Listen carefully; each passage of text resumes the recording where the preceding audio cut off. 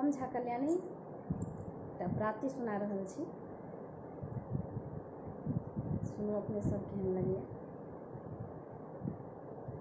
जखन नाही सीता दाए चलली के दूली बोन, जखन नाही सीता दाए चलली के दूली बोन, लक्ष्मण धेलनि पाछोर सखी हे, लक्ष्मण धेलनि पाछोर। घूरे जाओ घूरी जाओ,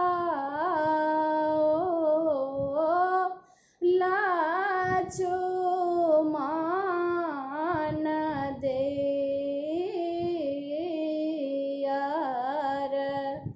हमारो लिखल बनवास सखी हे, हमारो लिखल बनवास। सगुना का पोथिया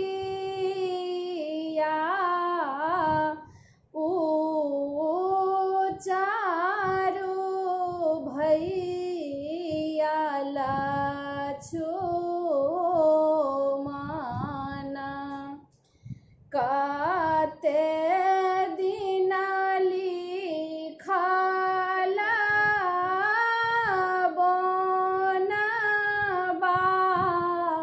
बनवास सखी हे, कते दिन लिखल बनवास। तीसाही दीना केरा एक रे महीना चौदह बरख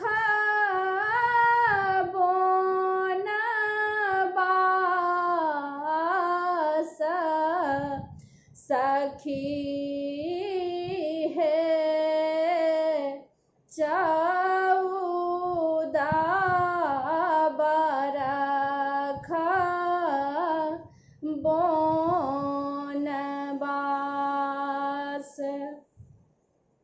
एक सेर सरिसो